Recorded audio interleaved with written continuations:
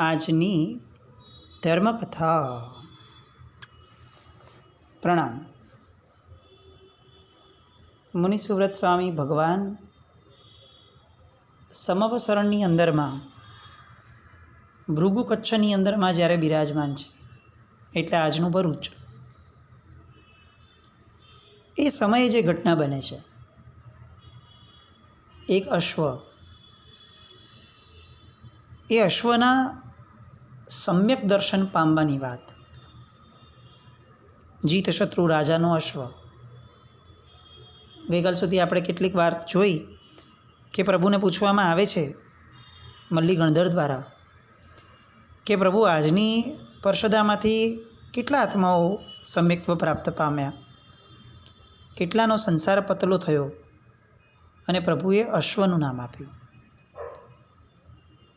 રાજા ચોંકી ઉઠ્યો અને રાજાએ પોતે જે અનુભવ્યું હતું અત્યાર સુધી એ આખી વાત કરી. રાજાએ જે વાત કરી એની અંદરમાં વર્તમાન સમયની અંદરમાં આ અશ્વ દ્વારા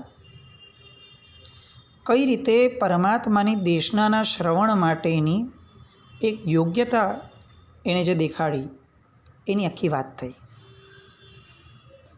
એમને પણ એ સમયે આશ્ચર્ય તો હતું જ, અને એમની પોતાની જીતશત્રુ રાજાની ધારણા હતી કે પ્રભુ જ્યારે પણ આ દેશના પૂરી કરે ત્યારે સામાન્યથી જે બધા પ્રશ્નોત્તરી કરતા હોય એમાં હું આ પ્રશ્ન પૂછીશ. પણ પ્રભુની દેશના ચાલી આ બધી વાતો વિસરાઈ. હવે જ્યારે પ્રભુએ એ જ વાત પોતે શરૂ કરી એટલે જીતશત્રુ રાજાએ આખી વાત કરી.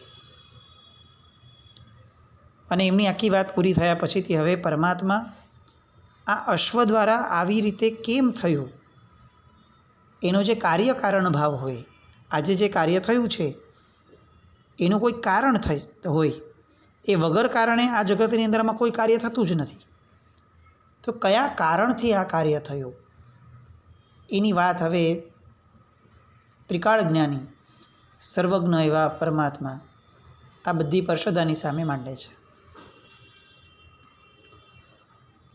વાત છે પૂર્વભવની. ભરત ક્ષેત્ર, પદ્મિની ખંડ નામનું નગર, જીન ધર્મ નામનો જૈન અને સાગરદત્ત નામનો અજૈન, આ બે શ્રેષ્ઠીઓ એક જ નગરમાં વસતા હતા. બંને શ્રીમંત હતા, બંને ઉદાર હતા, બંને દાની હતા, સરળ હતા, પરગજુ હતા, બંને ગુણિયલ હતા. હવે આ સાગરદત્ત નામનો અજૈન શેઠ, એનો આ મિત્ર હતો જીન ધર્મ શેઠ. એટલે મૈત્રીના ભાવે સાગરદત્ત શેઠની સાથે જીન ધર્મ શેઠ પણ પરમાત્માના જીનાલય વગેરે જગ્યાએ જતા. ક્યારેક જીન ધર્મ શેઠ મહાત્માઓ પાસે ભોરાવા વગેરે જાય તો આ સાગરદત્ત શેઠ પણ એમની સાથે સાથે જતા. સુપાત્ર દાન કરતા, ધર્મની વાતો કંઈક થાય તો ધર્મની વાતો કરવા, સાંભળવા માટે પણ બેસતા. મૈત્રીનો આ એક પ્રકાર છે કે જેમાં મિત્રતા એ વધુ મુખ્ય હોય. એમાં પોતાનો ધર્મ, પોતાનો મત, પોતાનો આગ્રહ એ ક્યારેક ગૌણ થઈ જાય. જે રીતની મૈત્રી એ રીતનો એ ભાવ. અને આ બંનેની મૈત્રી એટલી ગાઢ હતી કે મૈત્રીના ભાવની સામે, તીવ્રતાની સામે આ મારો મત નથી એવો ભાવ મોડો પડી જાય. આ રીતે અને આવી રીતે ઘણા વર્ષો સુધી બંનેની મૈત્રીમાં આવું ચાલી રાખતું હતું. એકવાર આવી જ રીતે કોક મહાત્માના મુખેથી ધર્મની વાતો સાંભળતા સાંભળતા એને સાંભળવામાં આવ્યું કે જે પુણ્યાત્મા જીનબિંબ ભરાવે એને ભવાંતરમાં ભવતારક એવો ધર્મ, સદધર્મ સુલભ થઈ જાય છે. આ એક આપણે ત્યાંની એક ઓથેન્ટિસિટીવાળી વાત. ઘણીવાર આવા પ્રશ્નો થાય છે કે આટલા બધા ભગવાન કેમ ભરાવવામાં આવતા હશે? જેટલા છે એટલા જ ભગવાન ઇનફ ન હોવા જોઈએ? એને આપણે સાચવી નથી શકતા? આવી વ્યવસ્થા તંત્રની કેટલીક વાતોના પ્રશ્ન થતા હોય, પણ જે ઘટનાઓ થઈ છે એના કારણમાં જવાનો પ્રયત્ન કરીએ કે ભાઈ આટલા બધા ભગવાન લોકોએ ભરાવ્યા શા માટે? તો એનું કારણ આ એક આપણે ત્યાં બહુ સ્પષ્ટ વિધાન આવે છે કે જે વ્યક્તિ પરમાત્માનું બિંબ ભરાવે પોતાની શક્તિ પ્રમાણેનું, એ વ્યક્તિને ભવાંતરની અંદરમાં પરમાત્માનો ધર્મ એ પામવો સુલભ બને છે. વાત ખાલી આટલી કે એની શક્તિ પ્રમાણેનું હોવું જોઈએ. એટલે જો એની શક્તિ સોનાના ભગવાન ભરાવવાની હોય અને શક્તિ ગોપવીને આરસના ભગવાન ભરાવે અથવા વેણુના ભગવાન ભરાવે, તો એ શક્તિ ગોપવવાવાળી વાત નહીં. એની જે શક્તિ છે, અગર એની શક્તિ સાવ વેણુના ભગવાન ભરાવવાની છે, રેતીના ભગવાનની, તો પછી એ આવશ્યક નથી કે એ સોના ચાંદીના ભગવાન ભરાવે. પણ પોતાની શક્તિને પ્રામાણિકતાથી અનુસરી અને પોતાના અહોભાવપૂર્વક જ્યારે એ પરમાત્માનું બિંબ ભરાવે છે ત્યારે એ એવું પુણ્યકર્મ બાંધે છે કે જે પુણ્યકર્મ દ્વારા ભવાંતરની અંદરમાં એ જ પરમાત્માનો ધર્મ એ એની માટે સુલભ થઈ જાય છે. સાગરદત્તને આ વાત જચી ગઈ. મનમાં એ સમયે એણે દૃઢપણે નિર્ધાર કરી લીધો, જેવી તક મળે મારે ચોક્કસપણે એક પરમાત્માનું બિંબ ભરાવડાવવું છે. આ જુઓ, આ કેટલો સરસ આયામ છે. પોતે જૈન મતનો નથી અને પોતાના ધર્મમાં પાછો પોતે બહુ દ્રઢતાપૂર્વક આગળ વધે છે. ફક્ત એક મૈત્રીના ભાવે એ જીન ધર્મ શેઠની સાથે આવે છે અને જીન ધર્મ શેઠ આ મહાત્માઓને માને છે એટલે એ એમની સામે બેઠો છે. એવામાં કોઈક મહાત્મા જ્યારે એક શબ્દ બોલે છે ત્યારે આ સાગરદત્તના મનની અંદરમાં જે બીજ પડ્યું છે કે આ જૈન સાધુઓ ક્યારે પણ ખોટું ન બોલે, એ જે બીજ છે એના કારણે એની શ્રદ્ધા અતૂટ રીતે આ વિધાન ઉપર અટકીને બેઠી કે જે પરમાત્માનું બિંબ ભરાવે અને ભવાંતરમાં સદધર્મની પ્રાપ્તિ થાય. અને આ ધર્મ ભલે હું નથી માનતો કે હું નથી પાળતો, પણ આ ધર્મ સારો છે એવું તો હું આટલા વખતથી આ જીન ધર્મ શેઠની સાથે રહી અને હું શીખ્યો છું. આ ધર્મના ગુરુ ભગવંતો એ ખરેખર સારા છે એવું હું એમના સત્સંગથી સમજ્યો છું. એટલે મારો ધર્મ છોડી દઉં એવી કોઈ વાત જ નહીં, એવો કોઈ વિચાર પણ નહીં. પણ જો આ ધર્મ સારો છે તો આ ધર્મમાં એના જે ધર્મગુરુઓ છે એમના દ્વારા કીધેલા વિધાન ઉપર મારે શ્રદ્ધા કેળવવી જોઈએ અને જે વિધાન મને જચ્યું છે એ વિધાનને મારે આચરવું પણ જોઈએ. તક મળી, પોતાની શક્તિ તો હતી જ, એટલે એને સોનાના જીન પ્રતિમા પોતે ભરાવી. ઉત્સવપૂર્વક એણે એ પરમાત્માની પ્રતિષ્ઠા પણ કરાવડાવી. એક મૈત્રી સારા વ્યક્તિની એ કેટલું મોટું કામ કરી જાય છે એ આપણને આ દૃષ્ટાંતથી સમજાય. હવે બન્યું એવું કે જેમ અત્યારે એણે એક પરમાત્માનું બિંબ ભરાવડાવ્યું, પ્રતિષ્ઠા કરાવડાવી, એવી રીતે એણે પોતાના ધર્મમાં પોતાનો જે શૈવ સંપ્રદાય હતો શંકરને માનવાનો, એની અંદરમાં એક રમણીય શિવાલય પણ બનાવડાવેલું પૂર્વે, એટલે થોડા સમય પહેલાં. અને પાછો પોતે હજી એ મતને તો માને જ છે, નથી માનતો એવી કોઈ વાત જ નથી. હવે એ જે શિવાલય બનાવડાવેલું હતું એમાં એણે શૈવ સાધુઓને રોકાવા માટેનો એક આશ્રમ પણ બનાવેલો.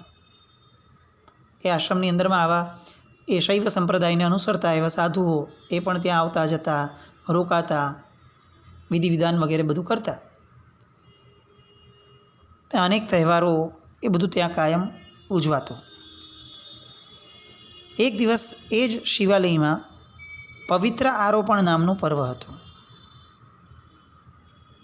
આ પર્વની અંદરમાં શું હોય તો કે શિવલિંગને ઘીના ગાળવા વડે સ્નાન કરાવવાનો વિશેષ મહિમા હોય. ઘીના મોટા મોટા ગાળવા બધા લઈ આવવાના અને શંકર ભગવાનનું જે લિંગ હોય એ શિવલિંગ ઉપર ઘીથી એ એમને સ્નાન કરાવડાવવાનું. આ રીતનો એક ક્રમ હતો, એ પર્વ હતું એ લોકોનું, એ ઉજવવાની વાત હતી. હવે મંદિર સાગરદત્તનું જ પોતાનું બનાવેલું, એટલે સાગરદત્તએ સવારથી ત્યાં હાજરી આપી. ત્યાંના કાર્યો, વ્યવસ્થાઓ એ બધાની અંદરમાં પોતે ત્યાં દેખરેખ રાખતા હતા. સમય થયો એટલે સંન્યાસીઓ, બટુકો, શિવભક્તો એ બધા ઘીના ડબ્બા, ગાડવા વગેરે વિવિધ પાત્રો ભરી ભરીને આવવા લાગ્યા અને સીધું એ ઘી શિવલિંગ ઉપર રેડવા લાગ્યા. આ બધું થવાના કારણે ઘીના રેલા ચારેકોર વહેવા લાગ્યા, કારણ કે એ તો આડેધડ થાય. વિવેકપૂર્ણ ભક્તિ હોય ને ત્યાં ક્યારેય વિચાર ન કરવો પડે કે આ બધું યોગ્ય થાય છે કે નહીં. પણ જ્યારે ભક્તિમાંથી વિવેક ચૂકાઈ જાય ત્યારે અનેકોને પ્રશ્ન ઊભો કરાવડાવે. આપણે અત્યારે જે દ્રવ્યોથી અભિષેક કરીએ છીએ એ બધા દ્રવ્યો પરમાત્માએ ભાખેલા, સૂત્રની અંદર દાખવેલા, સિદ્ધાંતની અંદરમાં પ્રરૂપેલા એ બધા દ્રવ્યો છે. એ દ્રવ્યોનું પણ પરિમાણ, એ દ્રવ્યોનો પણ વિવેક, એની શુદ્ધિ, એ બધું આપણે ત્યાં નિયત કહેલું છે. એટલે સિદ્ધાંત પ્રમાણે જો ખરેખર આપણે પાડતા હોઈએ, એને અનુસરતા હોઈએ, તો ક્યારે પણ કોઈ વ્યક્તિઓને એ અતિરેક ન લાગે, એ ક્યારે પણ વધુ પડતું ન લાગે, એ ક્યારે પણ દેખાડાજનક પણ ન લાગે, એ ભાવોલ્લાસ વર્ધક જ લાગે. પણ કેટલીક વાર આપણા દ્વારા પણ આવું આજે વર્તમાનમાં આપણને લાગે કે આપણી કેટલીક વ્યવસ્થાઓ ક્યાંક ઉણપ પાડી હોય, જે દરેક કાળમાં થતી હશે. પણ એ જે શૈવ મંદિર હતું એની અંદરમાં તો આ પૂર્ણપણે અવિવેકપૂર્ણ આખીને આખી વ્યવસ્થા ચાલવા લાગી. ઘી બધે રેલા એના ઉડવા લાગ્યા, વહેવા લાગ્યા. હવે એની સોડમ, એની સુગંધથી આકર્ષાય અને ઉધઈ એ ત્યાં એકત્ર થવા લાગી. ઉદયના નાના નાના જંતુઓ હોય એ ઘીથી એકદમ આકર્ષાઈ જાય. ભક્તોની આવજાવ તો ચાલુ જ હતી. રસ્તો આખો ઘીથી ચીકણો બની ગયો. લોકો પોતાની રીતે આ પર્વ હોય એટલે પર્વમાં તો આવે, ઉજવે અને વયા જાય. એ ક્યારે વિચારે નહીં કે હવે આ તંત્ર બરાબર ચાલવું જોઈએ, કારણ કે એની માટે તો એનું પોતાનું પર્વ ઉજવાઈ ગયું એટલે રવાના થઈ જવાનું. અને એ રસ્તા ઉપર ઉદયના જંતુઓ ચીપકી ગયેલા. આવજાવ કરતા મનુષ્યો કશું જ જોયા વિના એ ઉદયના જીવોને પગ તળે કચડતા ચાલવા લાગ્યા. હવે જુઓ, ખરી જે એક વિચારધારા છે અહીંયા વર્તાય. આ સાગરદત્ત વર્ષોથી અહીંયા આવતો હશે, વર્ષોથી આ પર્વ ઉજવાતું હશે અને વર્ષોથી ઘી આવી રીતે રેડાતું હશે, વર્ષોથી આવી રીતે જીવજંતુઓ થઈ જતા હશે અને વર્ષોથી એ કચડાતા પણ હશે કદાચ. પણ આ વખતે સાગરદત્તને એ બહુ જ ખૂંચ્યું. કેમ આવું થયું? કારણ કે આ વખતે સૌથી મોટી ઘટના જે બની હતી એ હતી કે એણે સ્વયં પોતે પરમાત્માનું બિંબ ભરાવ્યું હતું. જે પરમાત્માને એમણે ભરાવ્યા, એ પરમાત્માએ એનો જીવ ક્યાંય આવા કીચડમાં ભરાઈ ન જાય એનું ધ્યાન રાખવાનું શરૂ કર્યું. અને અત્યાર સુધી જે ક્યારેય એને જેવી દયા નથી પ્રગટતી, એવી દયા આ વખતે એને પ્રગટવાની શરૂ થઈ. પરમાત્માનો અનુગ્રહ. સાગરદત્તથી આ બધું સહન ન થયું. એ ઊભો રહી ગયો. એ બીજા કોઈને કહેવાના બદલે પોતાનો ખેસનો જે છેડો હોય એ છેડાથી ઉધઈઓને એક બાજુ ખસેડવા માંડ્યો. એની જીવદયા, એનો વિવેક પણ પાછો એટલો કે ક્યાંય બૂમબરાડા પાડીને કહેવા ન લાગે કે હાય તમે કેવા છો, જીવદયાનું ધ્યાન નથી રાખતા, આ જીવ મરી જાય છે જોતા નથી. ના, આ અંતરથી જાગેલો જ્યારે ધર્મ હોય, જાગેલો વિવેક હોય ને ત્યારે એવું વિચારે કે સૌથી પહેલાં હું મારાથી જેટલું શક્ય છે ને એટલું કરી લઉં. કારણ કે ધર્મ એ ક્યારે પણ બીજાને જગાડવા માટે નથી હોતો. ધર્મ સૌ પ્રથમ પોતે જાગવા માટે હોય છે.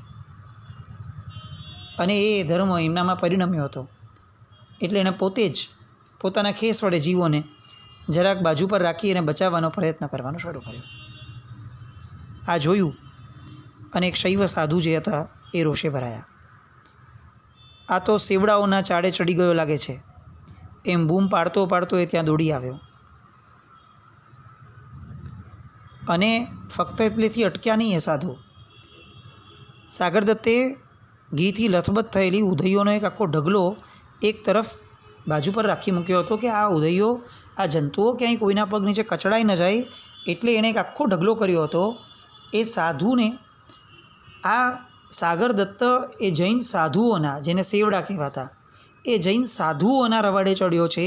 એનો જે દ્વેષ જાગ્યો, એ દ્વેષ એટલી હદ સુધી એમનામાં આવિર્ભૂત થઈ ગયો કે એને સાગરદત્ત પ્રત્યેનો દ્વેષ પેલા જે જીવો હતા એ જીવોને કચડી નાખવા દ્વારા વ્યક્ત કર્યો.